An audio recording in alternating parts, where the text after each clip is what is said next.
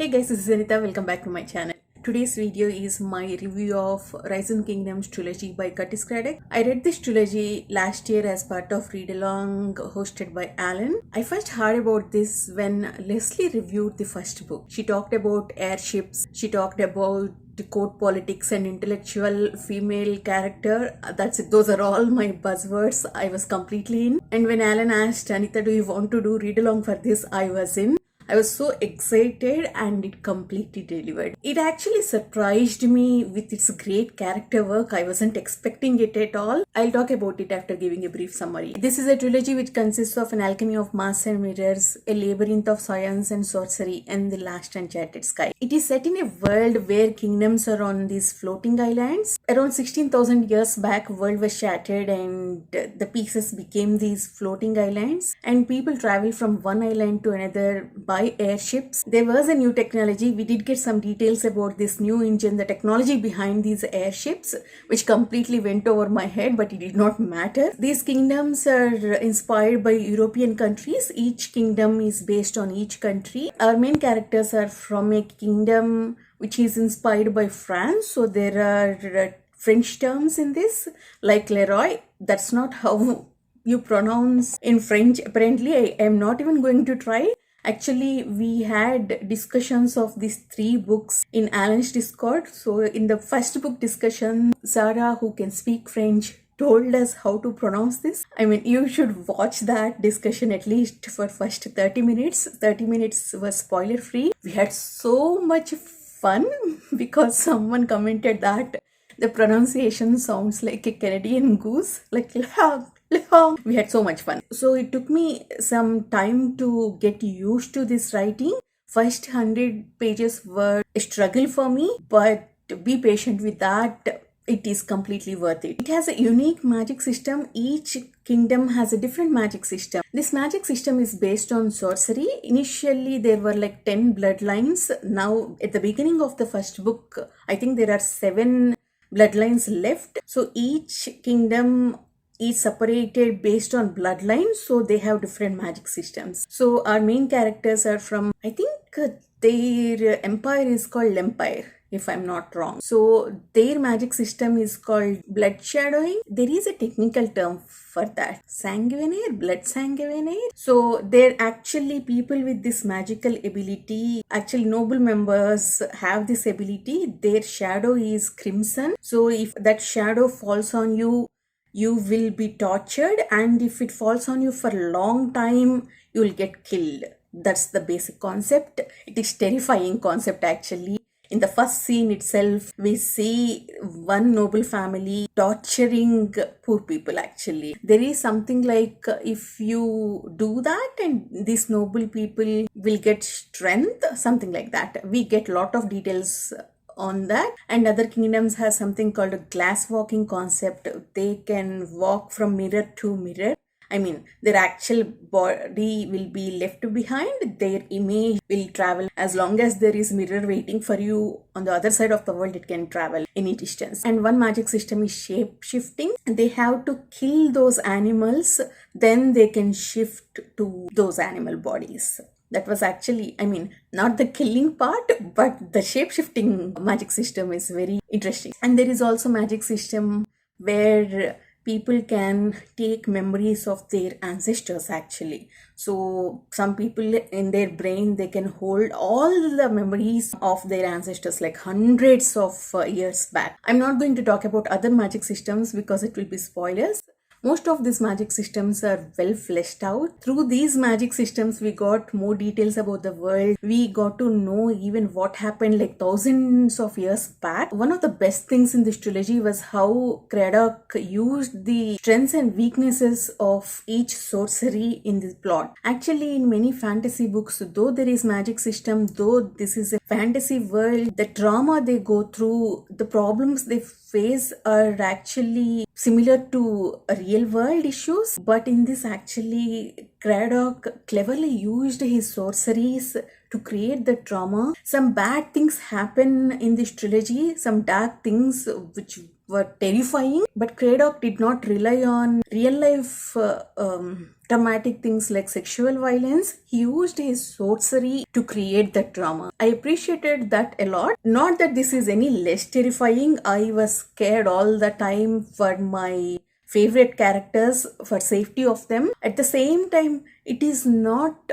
personal actually. It did not trigger me the way sexual violence triggers me. And I also like the way he developed characters using these sorceries. Coming to characters, we mainly follow two characters, Isabel and John Claude. Isabel is a princess. She is a cousin to Grand Leon, who is the king of L'Empire. Actually, first chapter in the first book started with her birth. She was actually born with a deformity. Her right hand doesn't have fingers, only one finger, which is also without bones. So they were actually ready to kill her. John Claude is the one who saves her. John Claude is a king's musketeer who went there to witness Isabel's birth, and then Grand Leon gives him the assignment to protect her. Immediately after that, the next chapter switches to Isabel's age at 12. There are two time jumps in the beginning of the first book. We see Isabel's birth, and then the next chapter we see Isabel at the age of 12, and we see Isabel at the age of 24, and the story continues from there. There is actually a reason why we were shown those particular time jumps. At the age of 12, we see actually what kind of a person Isabel's father is. I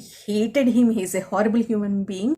We see how Isabel is despised by her own family members, and she did not even inherit her family's sorcery. They are called Breaker's Cat, I think, if I remember correctly. So she's considered a bad luck actually. So if she goes out, religious fanatics try to attack her. So John Claude is the one who protects her from all these dangers. He actually becomes her surrogate father. And then we jump to Isabel at 24, and we see how much Isabel achieved irrespective of not having sorcery, irrespective of not having proper right hand, and irrespective of being in a patriarchal society. In this world, women are not allowed to study maths or science, but she pursued them in secret with the help of John Claude. One day she gets a marriage proposal with the prince of a different kingdom. Actually, two brides with whom that the princess' wedding was fixed before were killed. Isabel still agrees to this proposal because this is the only way she could get out of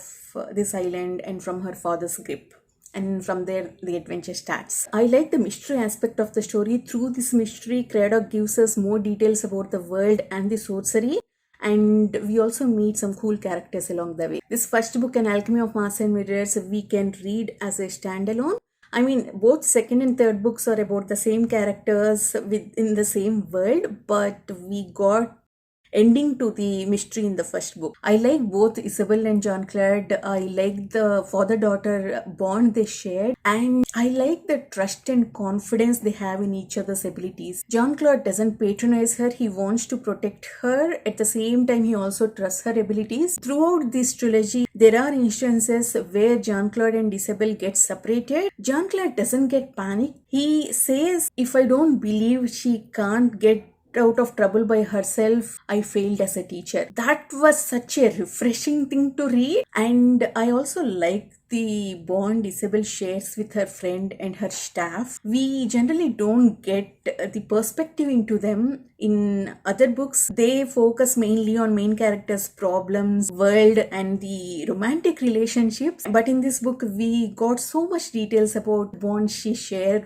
with other characters. Actually, after seeing Isabel, after being with her, even her staff gets inspired, and they have plans to start their own business to become independent. Like, what if something happens to Isabel? We need to be independent. I really like that perspective. I did not see that in other books. All three books have different secondary characters. I like all of them. They add to the story. At the same time, they add to this Isabel John Claude bond and their family. We also got more details about Grand Leon's family in the second book, A Labyrinth of Science and Sorcery. We got to know details of three of his wives or mistresses. They're actually cool characters. They actually govern this kingdom. One is head of the spy network. One actually govern the whole Kingdom, and one is a social director, I think. That was actually cool. I liked all of them. And I also liked the themes in the second book more. All three books have themes of friendship and loyalty, but they actually play a major role in the second book. They are central to the plot. Last book's ending felt rushed, but as a trilogy, it's definitely one of my favorite trilogies. One last thing I want to mention is how Craddock executed uncomfortable tropes like body horror. There are some weird things when it comes to sorcery, but he did not focus more on that weirdness. He did not lead there. He just gave us enough details about what needed for the particular sorcery and moved on. So I did not feel uncomfortable at all. And another thing was, one of the magic systems was inheriting all those memories from ancestors. So we see these different voices in one of the characters' head. I actually don't like this trope. I get annoyed with that too many voices, but I love how Craddock executed the trope here, how he separated each voice.